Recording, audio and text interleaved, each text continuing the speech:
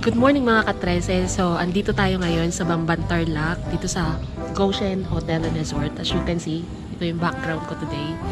So, kahapon pa kami dito. And we decided to go back here kasi nung unang punta namin dito, nag-day tour lang kami. Kasi yung mostly na activity na magagawa dito, yung day trip. Kasi maganda yung scenery dito. Instagrammable. Pero this time, ang i-feature naman natin is yung staycation nila. Kasi hotel nga ito, diba? So, tingnan natin ang experience ng staycation dito.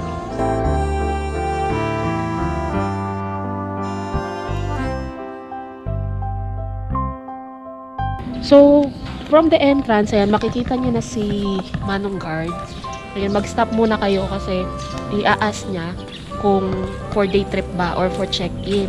Today, for check-in tayo and we book ahead. So, sasabihin nyo na lang na nag-book kayo for 4 persons. So, pagkapasok nyo ng entrance, punta lang kayo dito sa reception area. Kausapin nyo lang yung receptionist doon and then he will give you the forms and then bibigyan ka nila nito. Yung mga bands. Ayan. As you can see, syempre overnight, magtataka kayo baka mapilas to, di ba? Hindi. Ano siya, pagkadikit mo dyan, hindi siya kaagad durable siya and at the same time waterproof. Pinang-swimming na natin to kahapon Pinang-swimming na namin, walang kaano-ano. Hindi mo mapipilas. So yun, after nun, pwede na kayong dumiretso sa parking area. So meron yung parking area sa back. And then, kung may mga gamit kayo, kasi medyo malayo sa parking area yung resort, mga pool area na accommodation, you can, mag-turn ka muna dun sa drop-off. Drop-off mo muna yung mga gamit. Then, ikot ka ulit. I-park mo ulit yung sasakyan sa parking. Maglalakad ka nga lang pabalik. After ng long drive kahapon. Kasi muntik na kaming maligaw. Kakapagod yung biyahe. So, nagutom kaming lahat. Then, kumain muna kami dito sa may Cafe Roma. Ayan. In fairness, masarap yung pagkain nila dito.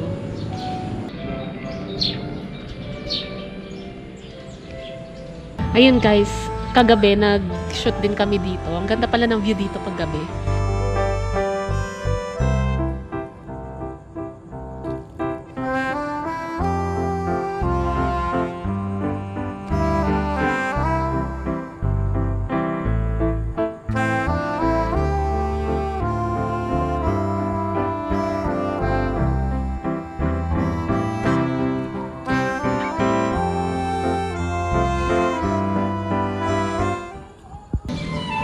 Diba? Napakasiring ng music. Parang nasa Roma talaga.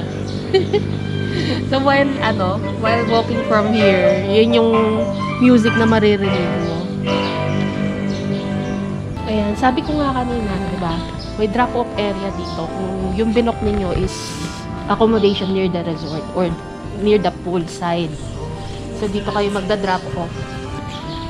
Pick up and drop off. So kung aalis na kayo, dito ipi-pick up and then kung papunta pa lang kayo, dito yung drop off. Makikita mo yung map. Tapos ito yung Goshen Resort Suite. Ayan, dito kami sa loob nag-book. So, ayan, bababa ka lang dito. Then makikita mo na naman yung reception dito. Reception area.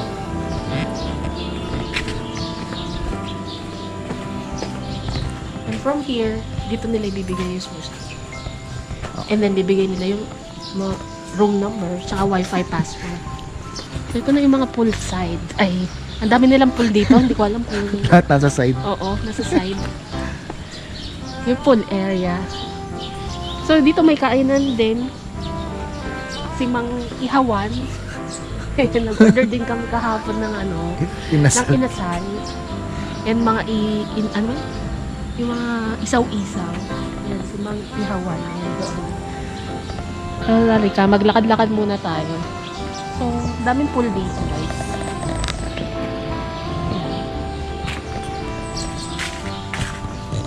So, ito, makikita mo yung mga gazebo, yung mga, ang tawag dyan? Gazebo. Mga gazipot. Gazipot. Gazipot. Gazebo tent. Yung mga nagde-day tour para mag-swimming or night swimming yan. Pwede kayo mag-book ng mga dyan. Siyempre may bayad. Depende sa laki niya.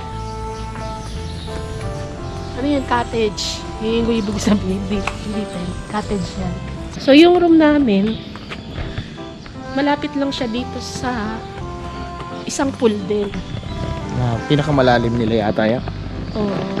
4 to 5 feet 4 to lang. 5 feet daw, pero lulubog ako dyan eh. So, from here, ayan, meron din silang bar area.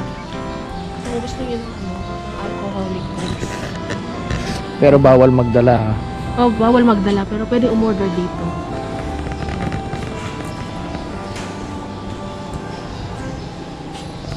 And of course, bago kayo mag-swimming, meron silang regulations dito. Yan.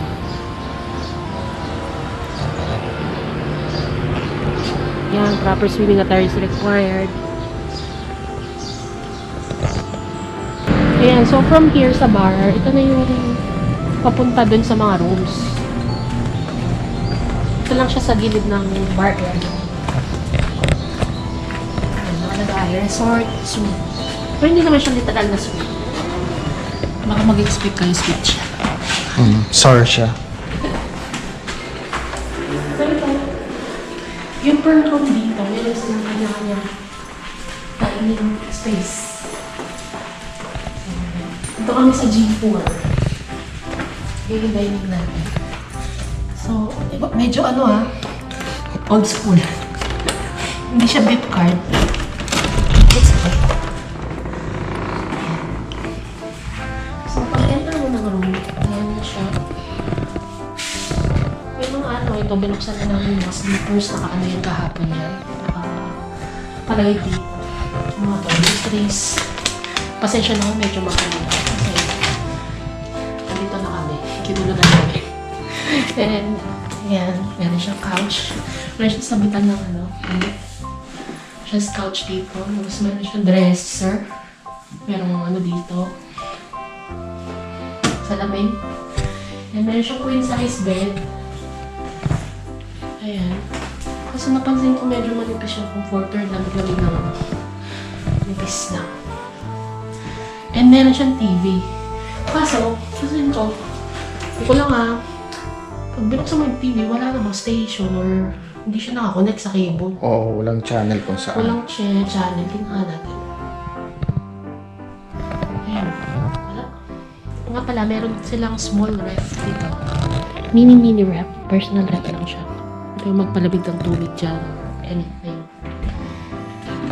Electric kettle. Gusto nyo mag-coffee. So, ito yung bathroom nila. Ayan. Malinis naman. Pero maliit nga lang. So, pagpasok mo, meron ng sink.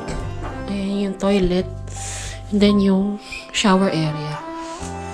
Ayan. May hot water and cold water. Timplahan nyo lang. Tara, breakfast na tayo, guys. Dito. Sa may tabi daw ng Cafe Roma. Magbubupet na ba tayo? Buffet. Buffet.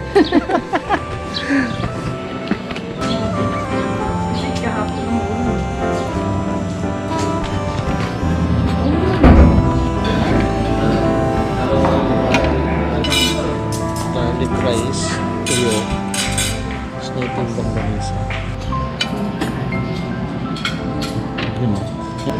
Ilan? Gusto mo hotdog tayo?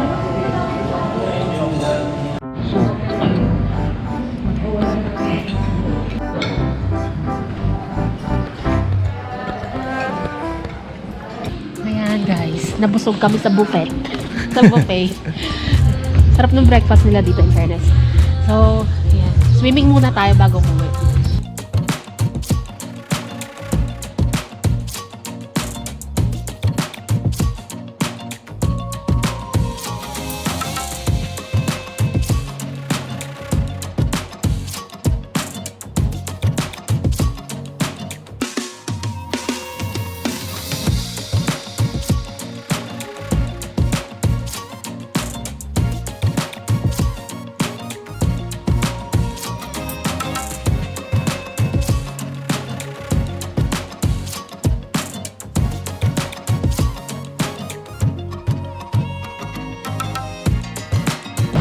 So, anong verdict mo? Overall experience? Masaya naman dito.